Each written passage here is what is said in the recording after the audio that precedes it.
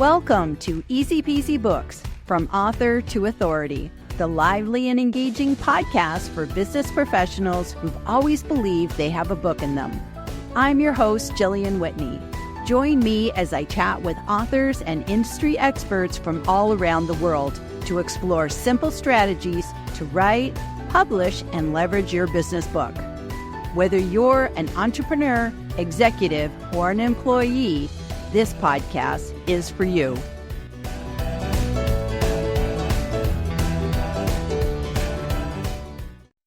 Woohoo! And we're live once again on another Tuesday, and I have a new friend in the house today that I just met for the first time, but I feel like I've known her forever. And I have Lezlee Alexander here, and we are going to be talking about today, beyond spell check, what authors need to know about proofreading. And Lezlee is a proofreader. So let's get stuck in. And Lezlee, why don't we start by you telling everybody who you are and what you do, and then we'll get chatting. Awesome. Sounds good. Thank you for the opportunity. Name is Lezlee Alexander. I provide brand marketing services to nonprofits, fellow small business owners, and authors. Authors certainly being a love of mine. Services include anything from proofreading to editing to website design. Jack of all trades, master of proofreading. Thank you. I love it. I love it. I love it. So, proofreading. This is something that's very, very important to authors. And yet it's kind of something that we don't even think about when we get started. You know, you hear, oh, you need to have an editor. And we go, okay, fine, I'll have an editor. But what's a proofreader? You know, I think up till now, it's like, I've heard some people that are just like, oh, I'll just get my teenage son to read my book and that's good enough. And then they find out it's not good enough. So we're talking about professional proofreading, which is what you are, and also to what we should do as authors in order to prepare for having our manuscript proofread, at what stage of the game we need to do this. But most importantly, let's talk about exactly what proofreading is versus editing. I've had an editor on my show before, Lezlee Alexander, and she talked about editing. So let's start off with, what is proofreading, Lezlee? Not a problem. Proofreading actually is editing. It's the last stage of editing. It's the final step. Proofreading is where developmental editing tends to get you started if you need a hand fleshing out your story. Copy editing will tend to focus a little more on moving some words around. Line editing, a little more detail. And then there's proofreading. Proofreading is the nitpicky nuts and bolts, the commas, the periods. Make sure you have the differences between two, and two, and that word didn't mess you up. The fine tuning and the details typically by the time you get to proofreading. Now, when you're talking about independent authors and every dollar counts, oftentimes that bleeds a little bit into some what editors will call more line editing a little bit, where I'm one of those. You tend to make some suggestions as far as, hey, consider this turn of phrase, or maybe you don't need that, which is a little beyond proofreading. Proofreading in its pure form is commas and periods and spell check and making sure you have the right word, two, and two. Got it. So I like what you said, because you put the time element in here, that it's kind of the final step. So if I was a self-published author and I'm going to have somebody, do my layout for me, do I want to have you do it before it goes to the publisher guy to get it ready for Kindle, to get it ready for paperback? Or do I want to give it to you afterwards and then you check it? And that, sort of, where in the stage do you like to work? Or do you do both, actually? You can do both. Ideally, it would be before it gets formatted and all of that, but it can be done. In fact, we collaborated on a project together where it was actually formatted to begin with. Proofreaders can work in Word documents with track changes, Google Docs and all the changes that is, or even PDFs. Most of us have some format to be able to mark things up to return it to you. So then it's more a matter of how upset your formatter and publisher is going to be with the recommendations the proofreader might make. Ideally beforehand, but it can work both ways. I got it. I got it. Okay, that's great. That's great. So let's talk about what are some of the things wrong if I decide to just go, I'll get my teenage son. So what am I setting myself up for by doing that? It was shocking as I went through my proofreading program how much you don't realize you don't know and how much we're not taught grammar rules properly. And it's been a long, long time. I mean, sure, the teenager in high school might have a little bit more fresh, but we are honestly taught English very poorly. In fact, others in other countries are probably actually better at it than we are. The other thing is it depends on how you're getting published and how uptight somebody might be on a style guide. I'm trained in Chicago Manual of Style, or CMOS, as folks will call it, and that's typically the author's frame of reference, the style guide used. There's folks have heard of APA, MLA, some other options out there. Typically for authors, CMOS is the standard. So that certainly takes some training and reference to know how to use it. And the rules are a little particular on some things that your teenage son or Aunt Susie just aren't going to know. So they help with an extra set of eyes to get you started. But when you're really talking about something as important as your work, you really need somebody who knows what they're doing. And I mean, you'll also, not exactly what you're headed towards, but there are a lot of proofreaders that some will call very cost effective from other countries. And you're talking English as a second language. There are differences in the grammars and the style guides. So that would also be something I'd consider as an author as far as who you work with. Great points. Great points. And I know even just, I speak English and I'm British born abroad. I grew up in Canada and now I live in the United States. I have those are different spelling. Those are three different levels of spelling. And I know that I have to, when I am, doing my own self-editing, I have to sit and say, which way will I spell? Because I actually have, sometimes I'm using a U and just like color, and because it's old habits, and we don't realize that. So even just getting down to, are you using a British spelling, American spelling? This can, and it's interesting. We know people who are co-authors. I'll talk about the two Michelle J. Raymond and Michelle B. Griffin. They're American and Australian. They collaborated on a book and they had to make an agreement. What way will we spell? And they decided to spell the American version. So just everything can, be so picky. It kind of depends on your market and where you're going to start publishing at too, sort of a thing. And that's where authors might hear proofreaders ask for, or editors ask for, a style guide, which is more,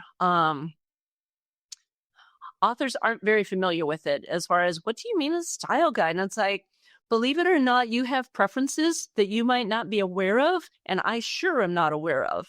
Like, are you on Team Oxford, comma, or not? That's a big question. The spelling, like you said, between the different countries, or your natural tendencies.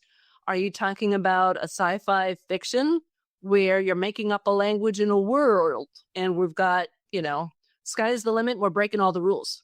Or is it something you're going to go kind of traditional and you really need to follow those CMOS rules or whatever the style guide is?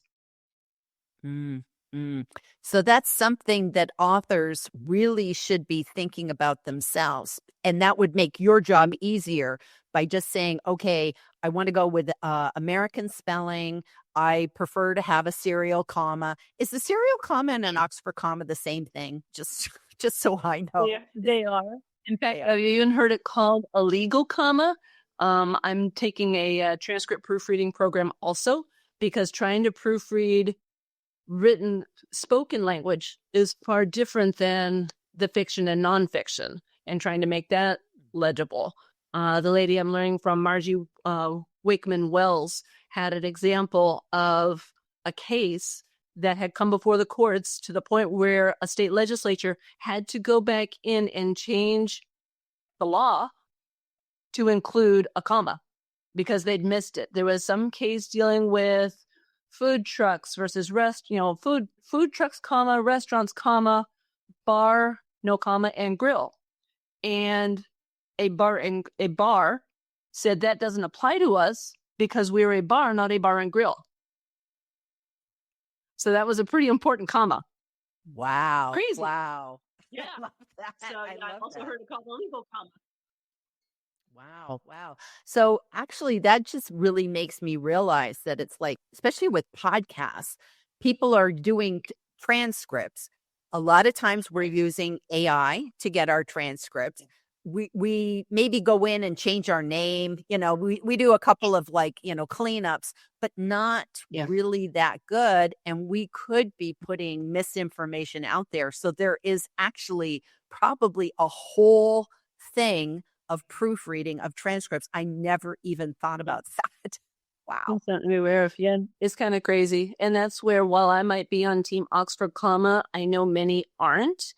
And kind of having that awareness with an author up front is useful, where I'll try not to convert anybody, but when it will help clarity of that particular sentence to add that comma, I'll make that suggestion. And anything a proofreader does is suggestions.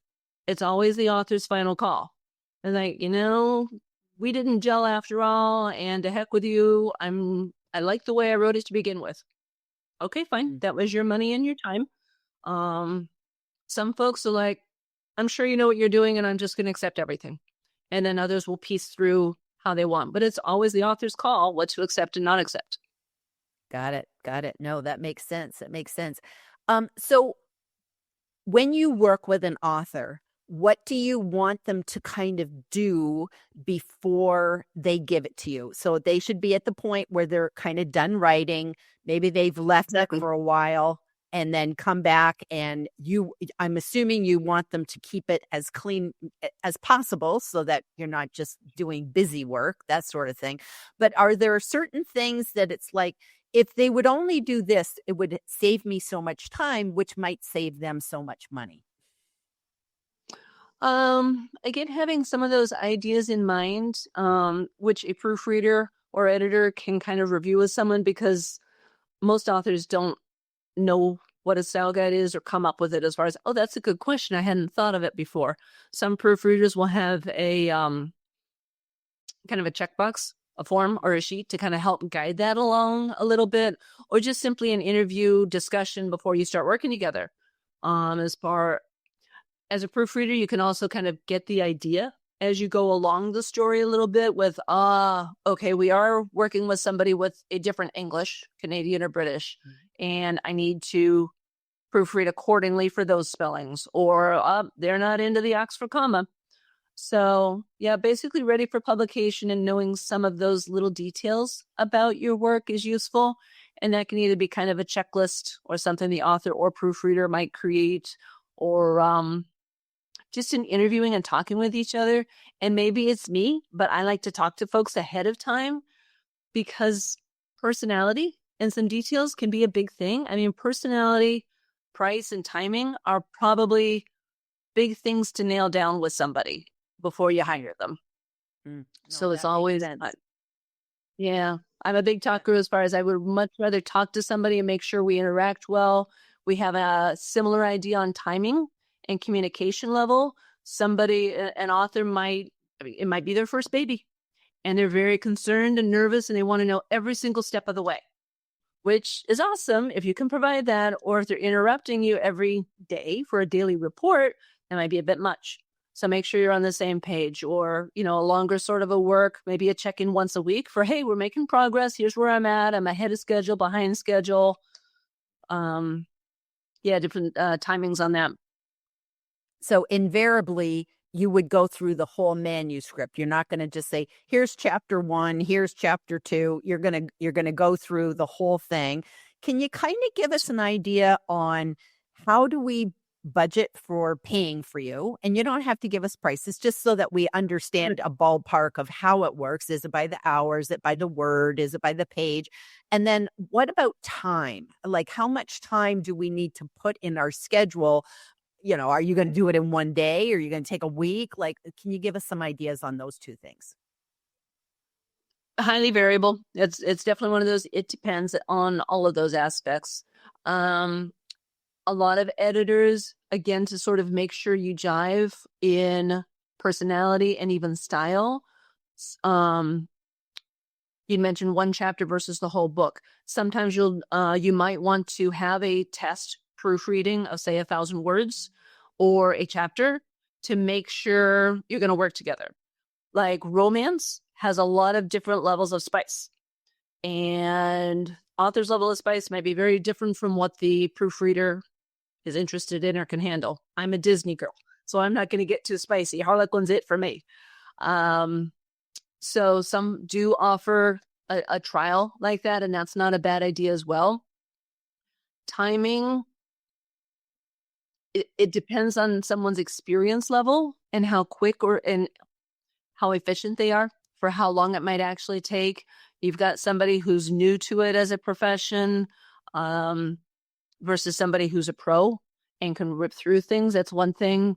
So experience level makes a difference. Timing in their life, however many other projects they might have going already, how popular they are as a proofreader or editor. All of those kind of are a factor. Like, some folks will actually schedule out months in advance because they're that popular and sought by folks. So that's definitely, it's like, well, you sound great, but I need something sooner, so I'm going to keep looking if I were an author. And pricing, unfortunately, is a little all over the place also. There's no great industry standard. The Editors Freelance Association is a point of reference. They do create a survey, and they have it posted publicly, of a ballpark of pricing to expect based on input from editors of all levels for what they're charging. And yeah, again, it can be by the word, by the page, by the project. I'm probably more of a fan of by the project sort of a thing. You kind of get a rough idea in your head about how long it'll take hourly and charge accordingly. But yeah, it's a little all over the place. An author really needs to approach it with an idea of what their budget is to begin with. And chances you're going to find an editor that will meet your budget. How great they are or knowledgeable they are might be something else. And again, we talked about foreign folks as well. So have a budget in mind, but it's highly variable also. I mean, you're talking a 10,000 word document or a 100,000 word document. So I would say in general, plan on a good month to between when you're done with the proofreading process, you work out together if you need to work on anything else. You can also send like partial reviews as far as, okay, I'm halfway through. This is the timing I'm looking at. And kind of like a really big sample edit to make sure that you're on the same page together. Or as you mentioned, some folks get towards that end stage and it's like, oh my gosh, I didn't realize that I was going to be so far off in timing. We're going to have to change gears suddenly with either the publisher or to heck with this proofreader. We need somebody else, or how you need to adjust. So it's a big depends, unfortunately, which is where conversation ahead of time really helps out. But there's a proofreader to fit everybody, for better or worse. Yeah, I can see that. And now I'm really thinking that if I was maybe contemplating my first book and I knew I wanted to work with a proofreader, maybe what I would want to do is not wait till I'm done, begin the conversation early as I'm writing, and then just, because I think that's probably the biggest thing that I see people is they say, I want my book to go out May 1st. And they have their launch date, but they don't consult all the players, the publisher, the proofreader, the editor. And not everybody's sitting by ready to just take your manuscript and we'll get it done overnight. So I think these conversations, just takes time to achieve. yeah, get to know you calls in advance, maybe doing a sample and paying for that, paying for that sample of saying, okay, I just want to make sure that, we are on the same page and everything looks good. So that's good. That's good. So let me hop over and see who is joining us today. So we have Jeff Young, who's here, and he's always wonderful, tunes in from YouTube to show that he's up, that we're up and everything's working. Looking forward to read, write, engage perspective. Namaste. He likes engage because he's into Star Trek. So I love that. I love that. And he says, nice to see you, Jillian and Lezlee, alive with both people in the same time zone. How did that work? And that's funny because I'm actually on Pacific time and you're on, what is it, Mountain Standard? What is Arizona? Arizona time. Arizona never moves. So it's kind of just Arizona time. So it's like the world has to catch up with Arizona. It's always just doing its. So you just got on nighttime. That's right. That's right. I love it. Love it. Lauren says, hi, Lezlee. Excited I could join. So thank you for joining us today. We appreciate you being here.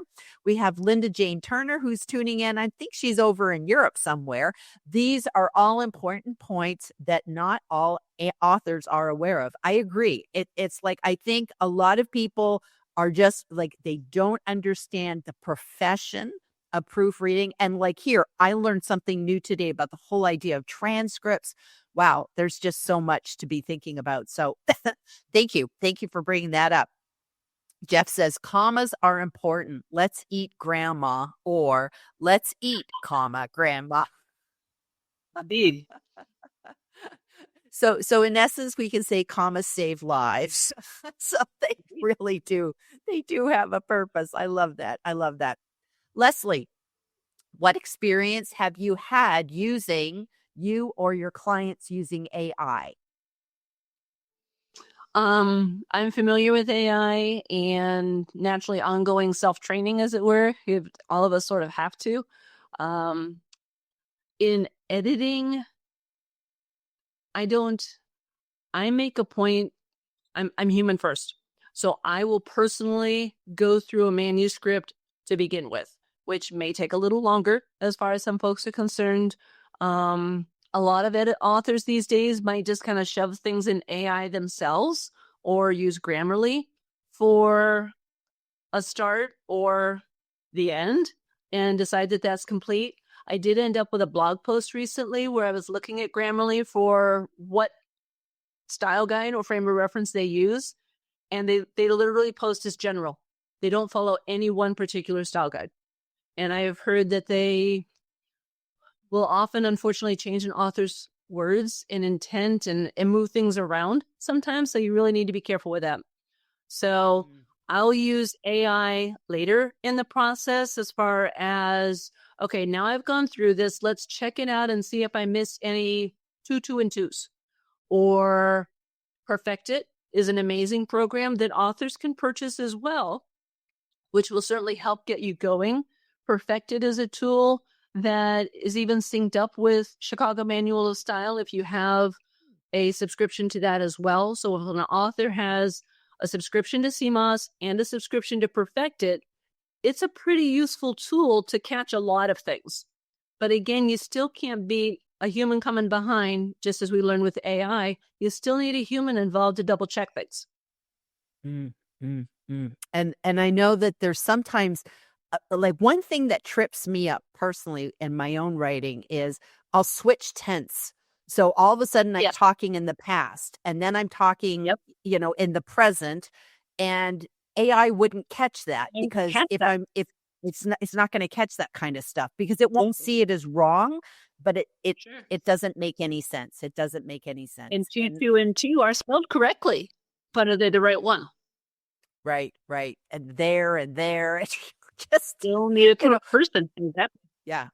Those are the hard things. And even just the consistency of if you're using an acronym, those are things, or, you're using one word over and over again. And that I know sometimes it's like, I'll go, I've used that same word in the same paragraph. I want to, change it up. Starting with, so yeah. Yes, exactly. Great question, Jeff. So thank you for asking that. Linda Jane Turner says, Jeff Young, that's a good one. And eats, comma, shoots and leaves are in the great book by Lynn Truss. Is that the one with the panda on the cover? Yeah. Mm-hmm. Yep. I like that one. I like that one. And actually, would you agree with me, Lezlee, in that I think to be a better writer, and I ideally, need less proofreading, hopefully, the more you read, the better you get. Because I know a lot of times I don't necessarily remember the grammar rule, but I know it looks wrong. And then that will cause me to go and check it out because it's like my brain will pick up on stuff.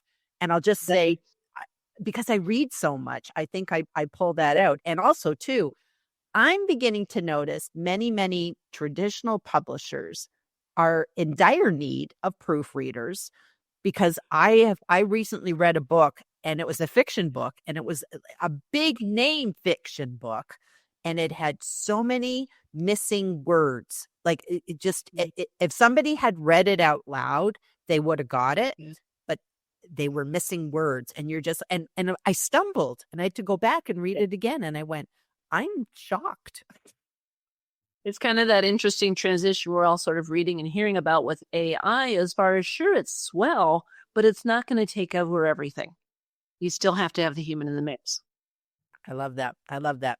And Linda Jane Turner says, yes, I'm in Europe, Czech Republic. Yes, that's what I remember. I remember you're in the Czech Republic. So that's brilliant. We love that you two did from the Czech. I love it. I love it. So, okay, here's a myth. I want to know if you can bust it or not. I always feel that my proofreading skills are great until I hit post on a LinkedIn post or a comment. It's like I get so many words wrong in comments. And as soon as I see the comment, I'm like, oh my gosh. And I go in and I edit it. So sure. Are proofreaders, here's the myth. Are proofreaders the grammar police? Are you sitting here looking at everybody's comments and going, oh, yeah, she's got a dangling modifier, whatever. Yeah. I'm not, and I would hope most aren't, because we've all got fat fingers in phones and you're running fast. And even the phones have that bit of AI to helpfully add words for you. Like, that wasn't what I meant. Where did you come up with that? So, but unfortunately, there are a few sticklers out there that are a little rigid on the police part of grammar police. But unless you're getting paid for it, nobody cares. They shouldn't. No one's asking your opinion, so you should keep it to yourself. Is my thing. But I love that. I love that. Don't stick your nose in where it doesn't belong. If nobody's paying for you, you don't need to, and also too, I think there's nothing worse than publicly shaming people. Like I've seen some of that happen and it's like, if you want to say something to them, send them a DM. Don't do it in the public. It's just it's not good. So Lauren says, you touched upon Oxford comma. Do you generally edit with it? And what about dash, hyphens, ellipse, or ellipses in book writing? Oh, great question, Lauren. Mm-hmm. That's the thing too. Again, I'll either figure out when I start reading a manuscript, they're not into Oxford commas, I need to behave. And then I'll make suggestions where it would particularly help clarity for somebody who's not necessarily on Team Oxford. And yeah, M dashes, I didn't even know M dash was a thing until I was doing proofreading lessons. Yeah, as far as this really long hyphen is kind of a pregnant pause as opposed to just a hyphen, a dash, or a colon. I'm working with my one of my girls right now as she's writing her paper, and she wanted a pregnant pause. She had a colon and a word. I'm like, oh, that's not the best use for a colon, but let's try an M dash, Alt 0151 sort of a thing. So that's where the conversations ahead of time or style guides without knowing their style guides come in handy as far as, so how do you like to do things? And as a proofreader or editor, there are often times where it can take a little longer as you get to know the author through their words. As far as, this is a common turn of phrase of theirs. They're writing conversationally, so they'll have so, comma, often. Well, do you really need that comma, or maybe consider a different word, sort of a thing? So I try to go by the author's style as much as I can, either conversationally up front or as I see it in the writing. And then I, at least at the end, make up a couple of different reports. There's a general report, kind of an overall picture that I'll do as far as, hey, you did great stuff here. I'm not exactly sure about this, so I reviewed things this way. A detailed report where, as I mark on the document itself, if it's not necessarily clear, I'll add my question, or if you're particularly concerned about CMOS, check this out, see what you think. And then, again, depending on the format I receive, I'll send back a scribbled copy that has all the edits and notes on it, and a clean copy with everything accepted as I suggested, in case someone's like, TikTok, time is of the essence. I've got to get it to the publisher. I'm sure it's great. Let's just go. And they don't want to deal with it. So that's what I provide as a proofreader. And everyone's a little different in how they go through it. Wow. A good question. That just puts you above everyone else, Lezlee, with having that clean copy, because I've known a few authors that didn't know how to use track changes. They said, like, how would I intuitively know this unless I used to work in an office and somebody trained me to do it? And, you might be using Word or you might be using Google Docs, and it can get really, really squirrely if you don't know how to do this. And I actually would recommend go learn that first before you even start working with editors and proofreaders and stuff. And sometimes editors and proofreaders will provide a little education on that. Yeah. Yeah. Do you have a preference of like working with Word versus Google Docs? Are you finding just as many people one way or the other? I'm definitely on Team Word as far as that's my preference. I'm just not a fan of Google. But, you work with whatever you got. And there are a lot of folks that are heavy hitter Googles, and you go with that. I did hear an instance recently, as far as I'll urge authors caution on this, where they had a Google Doc in process. They had multiple editors involved. So all the editors were on the same doc and all kind of live and all making changes. And it's just one at a time. If you're going to send a manuscript to an editor, pick an editor to share it with, as opposed to having this big old team involved, because it's just going to be a hot mess. Mm-hmm. Yes. Nobody knows who's changing what. Yeah. And there's also, I've worked with people who are in Word. Well, I'm in Word, they're in Google Docs, and they're opening it up. And I didn't know they didn't have Word, and they sucked it into Google Docs, and then it did some changes. It reformatted it. You're just like, oh. Yeah, for sure. Well, this has absolutely been fantastic, Lezlee. We've come to the end of our 30 minutes. Is there any final words of wisdom you want to share with everybody before we leave today? Boy, I think we've hit on an awful lot. Probably the big things I would keep in mind as an author when you're considering hiring a proofreader is, it's the soft skills. Personality is a big thing. Get to know who you're working with, either following them on LinkedIn, having a Zoom or a chat sort of a thing, to make sure you can even get along and be on the same page. Somebody might be very rigid with Team Oxford Comma, and you're just not. Some others are a little more flexible. So personality and getting to know somebody a little bit is very helpful. Having a budget in mind is extremely helpful, so that you know what you're looking for. Louise Harnby, God bless her, she is an amazing editor. She's been doing it for decades.